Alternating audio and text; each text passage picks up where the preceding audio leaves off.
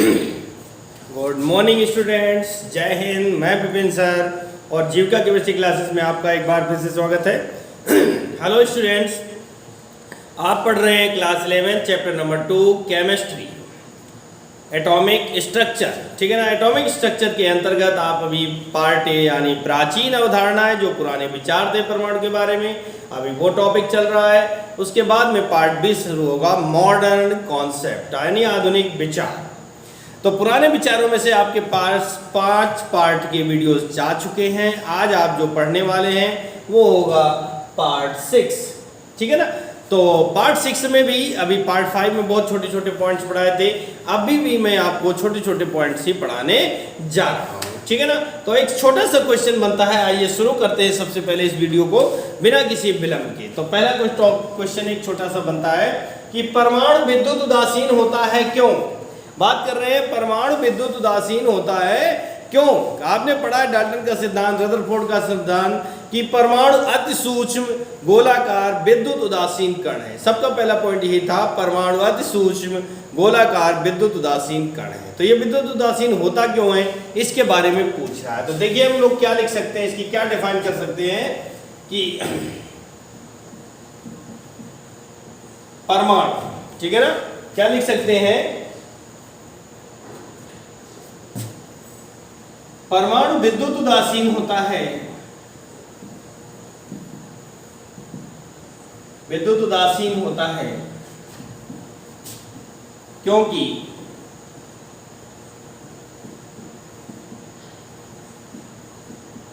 परमाणु में उपस्थित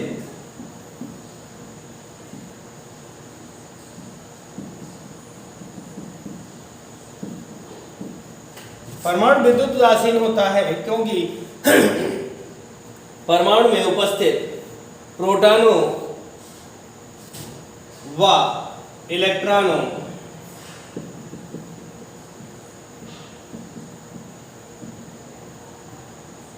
की संख्या समान होती है। प्रोटॉनों व इलेक्ट्रॉनों की संख्या समान होती है। दोनों में समान आवेश, किंतु विपरीत, दोनों में समान किंतु विपरीत आवेश होने के कारण एक दूसरे को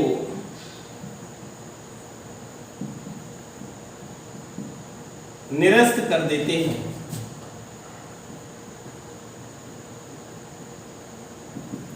दोनों में समान आवेश किंतु विपरीत आवेश होने के कारण एक दूसरे को निरस्त कर देते हैं, इसलिए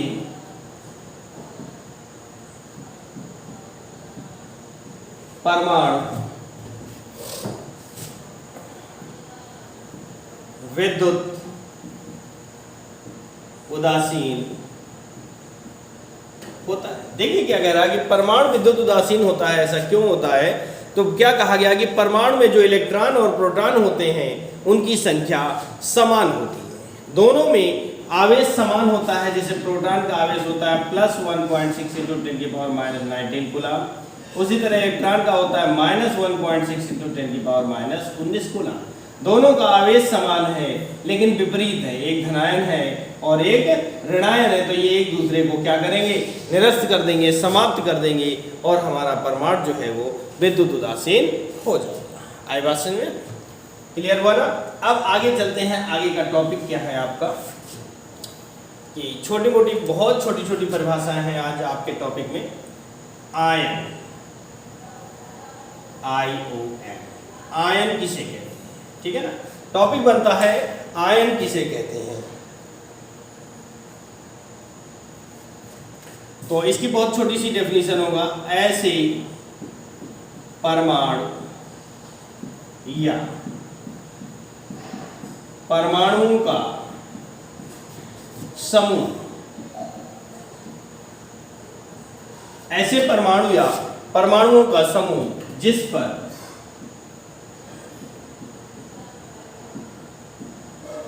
आवेश होता है, जिस पर आवेश होता है आयन कहलाते हैं।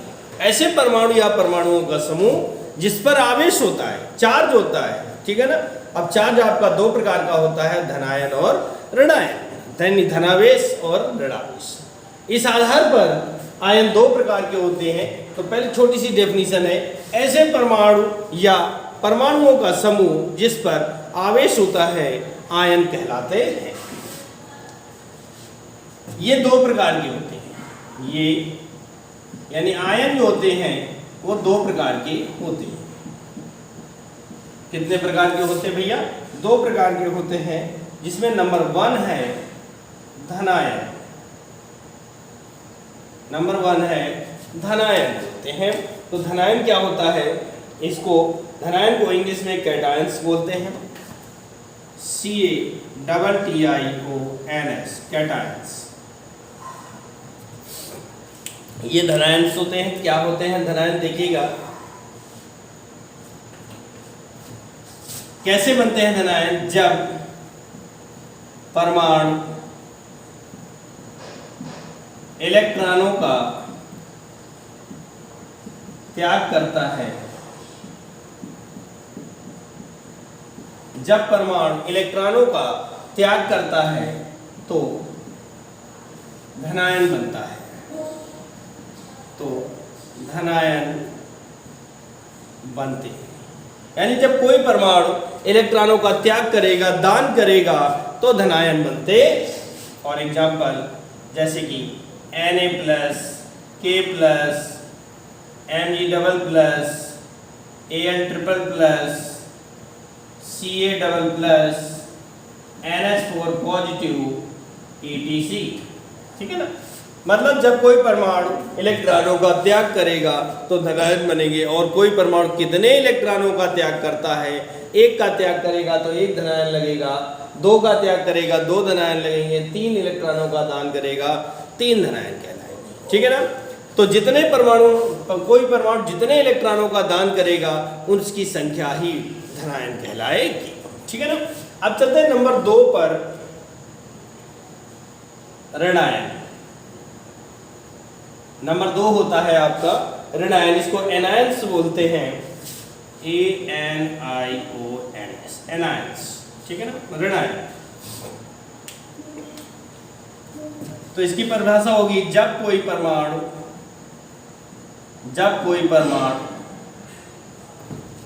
इलेक्ट्रॉनों को, जस्ट ऊपर वाले से उल्टा हो जाएगी, इलेक्ट्रॉनों को ग्रहण करता है, जब कोई परमाणु इलेक्ट्रॉनों को ग्रहण करता है तो ऋणायन बनते हैं।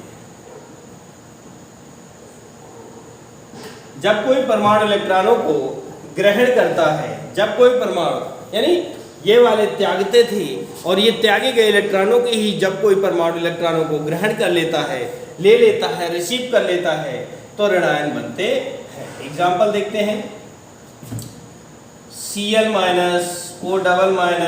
S-, ठीक है ना, और F-, इसके अलावा CO3-, PO4-, etc। यानी जब कोई परमाणु या परमाणुओं का समूह इलेक्ट्रॉनों को ग्रहण करेगा तो ऋणायन बनते हैं, तो ऋणायन बनते हैं। ठीक है, ये आपका नोट हो गया होगा। और आगे चलते हैं, हम आपको अगले टॉपिक पे समझाते हैं।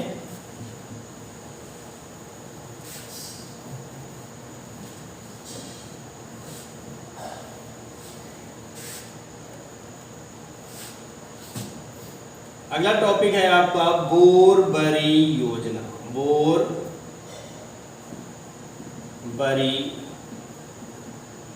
योजना परमाणुओं के इलेक्ट्रॉनिक विन्यास से संबंधित, सर्वप्रथम बोर-बरी ने एक योजना प्रस्तुत की या एक नियम दिया, जिसे बोर-बरी का नियम या बोर-बरी योजना कहते हैं। ठीक है ना। तो क्या है बोरबरी योजना, इसके बारे में बात करते हैं कि सन 1911 में बोर तथा बरी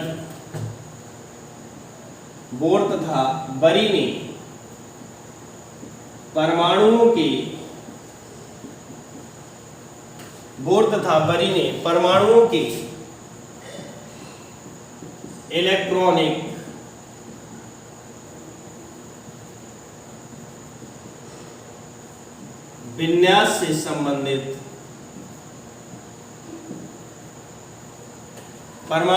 इलेक्ट्रॉनिक विन्यास से संबंधित एक नियम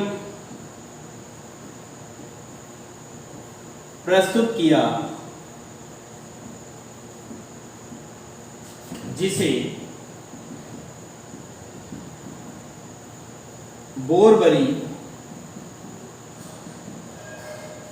योजना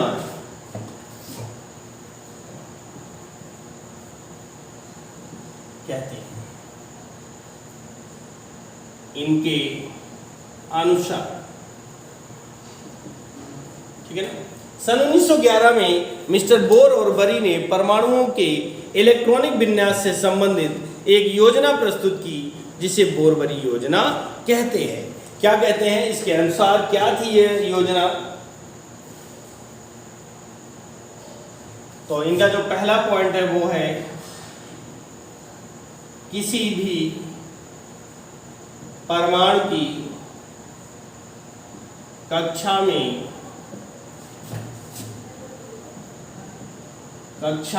अधिकतम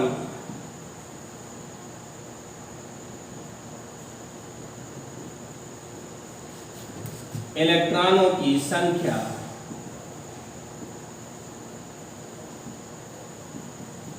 2n² होती है। क्या बताया कि किसी भी परमाणु की कक्षा में अधिकतम इलेक्ट्रॉनों की संख्या 2n² होती है। ठीक है ना, अधिकतम इलेक्ट्रॉनों की संख्या 2n² होती है। तो इसमें देखिएगा, जैसे कि मान लो पहली कक्षा में इलेक्ट्रॉन ज्ञात करना हो, पहली कक्षा में तो क्या लिखेंगे, बराबर 2n² बराबर 2 इंटू n माने कक्षा संख्या 1 का स्क्वायर बराबर आपके 2 इलेक्ट्रॉन आ जाएंगे। अगर यहीं पर दूसरी कक्षा में करना हो, दूसरी कक्षा में तो ये हो जाएगा 2n² बराबर 2 इंटू 2 का वर्ग, 2 दूनी 4, 4 दूनी 8। अगर हमें तीसरी कक्षा में निकालना है इलेक्ट्रॉनों की संख्या, तो क्या हो जाएगा, 2n² बराबर होगा 2 गुणे 3 का वर्ग बराबर 3 त्रिका 9, 9 दूनी 18। ठीक है ना, इस तरह से हो जाएगा। नंबर 2 पर आपका आता है, नंबर 2 पर है आपका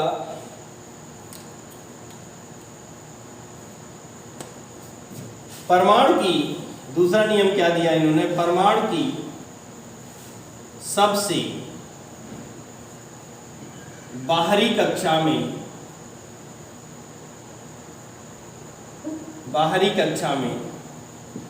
8 से अधिक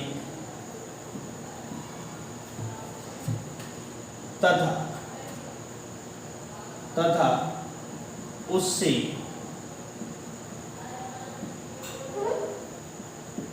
भीतर वाली कक्षा में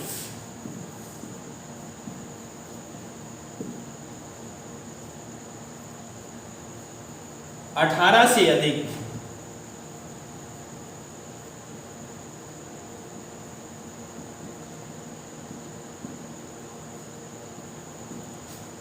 इलेक्ट्रॉन नहीं हो सकते हैं। इन्होंने दूसरा नाम क्या दिया कि परमाणु की सबसे बाहरी कक्षा में 8 से अधिक इलेक्ट्रॉन और उससे भीतर वाली कक्षा में 18 से अधिक इलेक्ट्रॉन नहीं हो सकते हैं। ठीक है ना, यानी कम हो सकते हैं लेकिन ज्यादा नहीं हो सकते। नंबर 3 की बात करते हैं, सबसे बाहरी कक्षा में 8 इलेक्ट्रॉन हो जाने पर नई कक्षा बनना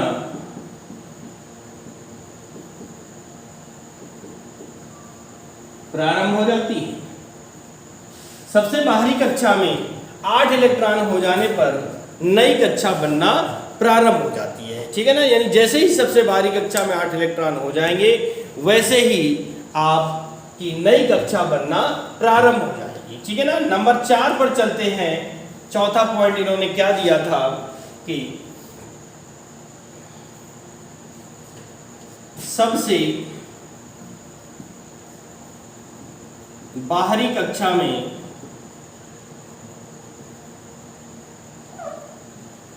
दो से अधिक,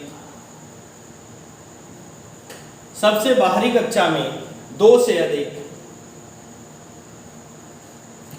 तथा इससे भीतर वाली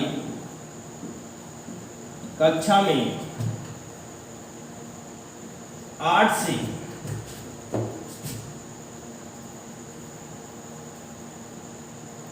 अधिक इलेक्ट्रॉन तब तक नहीं हो सकते। सबसे बाहरी कक्षा में 2 से अधिक तथा इससे भीतर वाली कक्षा में 8 से अधिक इलेक्ट्रॉन तब तक नहीं हो सकते जब तक कि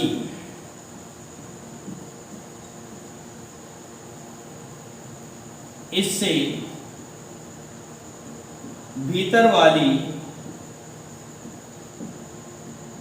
कक्षा में 2n² के अनुसार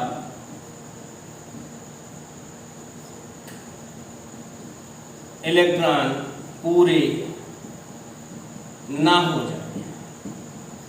आई बात सुन, कह रहा सबसे बाहरी कक्षा में 2 से अधिक और बाहरी से भीतर वाली में 8 से अधिक इलेक्ट्रॉन तब तक नहीं होंगे जब तक कि उससे पहले वाली, यानी इन दोनों से पहले वाली कक्षा में 8 से अधिक इलेक्ट्रॉन 2n² के अनुसार इलेक्ट्रॉन भर न जाए, पूरे ना हो जाए, भर न जाए, तब तक उसमें 2 से अधिक और 8 से अधिक इलेक्ट्रॉन नहीं हो सकते किसी भी हालत में, ठीक है ना।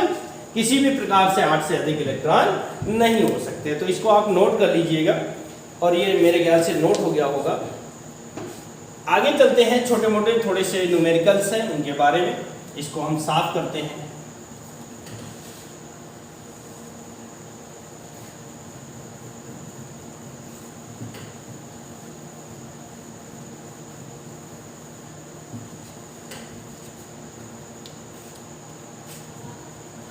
तो एक क्वेश्चन है, नंबर 1 है इसका न्यूमेरिकल का। एक परमाणु के नाभिक में 12 प्रोटॉन व 11 न्यूट्रॉन है। 12 प्रोटॉन व 11 न्यूट्रॉन हैं। उसकी द्रव्यमान संख्या, इसकी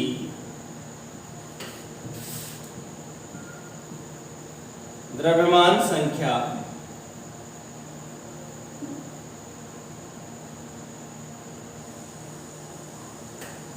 व इलेक्ट्रॉनों की संख्या ज्ञात कीजिए, ठीक है ना। एक परमाणु के नाभिक में 12 प्रोटॉन व 11 न्यूट्रॉन हैं। इसकी द्रव्यमान संख्या व इलेक्ट्रॉनों की संख्या ज्ञात कीजिए, ठीक है ना। तो आइए देखते हैं कैसे करेंगे इसको सॉल्व। लिख सकते हैं प्रोटॉनों की संख्या बराबर कितने हैं, 12, ठीक है। 1 मिनट, सॉरी गलत हो रहा है, 1 मिनट, हाँ थोड़ा सा गलत हो गया न्यूमेरिकल। 11 प्रोटॉन व 12 इलेक्ट्रॉन, तो प्रोटॉनों की संख्या 11 हो गई और न्यूट्रॉनों की संख्या जो कि सवाल में दी गई है वो आपकी 12 है, ठीक है ना। हम अगर इसको सॉल्व करते हैं तो क्या लिखेंगे, द्रव्यमान संख्या बराबर द्रव्यमान संख्या बराबर क्या होता है, प्रोटॉनों की संख्या प्लस न्यूट्रॉनों की संख्या। यानी शॉर्ट में अगर लिखना चाहें तो A बराबर P प्लस N। P कितना है 11, न्यूट्रॉन कितना है 12, तो द्रव्यमान संख्या इसकी हो जाएगी 23। कितनी हो जाएगी, 23 हो जाएगी। ये इसकी द्रव्यमान संख्या आ जाती है। एक आंसर हमारा हो गया। दूसरे में कह रहा है इलेक्ट्रॉनों की संख्या, तो आपको पता है कि इलेक्ट्रॉनों की संख्या बराबर प्रोटॉनों की संख्या बराबर परमाणु क्रमांक, ये तीनों आपस में बराबर होते हैं। तो लिख सकते हैं इलेक्ट्रॉनों की संख्या बराबर प्रोटॉनों की संख्या, दोनों आपस में इक्वल होते हैं। तो यहाँ पर इलेक्ट्रॉनों की संख्या E बराबर हो जाएगा 11, ठीक है ना, क्योंकि प्रोटॉन कितने हैं 11। जितने प्रोटॉन होते हैं परमाणु में उतने ही इलेक्ट्रॉन होते हैं, ठीक है ना, उतने ही इलेक्ट्रॉन होते हैं। तो इस तरह से आज का ये पार्ट 6 यहीं पर समाप्त करते हैं। अगला पार्ट आपको अगले वीडियो में आगे के टॉपिक्स आएंगे, कुछ न्यूमेरिकल्स और आएंगे, जो भी होगा आपको अगले वीडियो में पढ़ाया जाएगा, ठीक है ना। तब तक आप देखते रहिए जीविका केमिस्ट्री क्लासेस ऑनलाइन स्टडी। नमस्कार।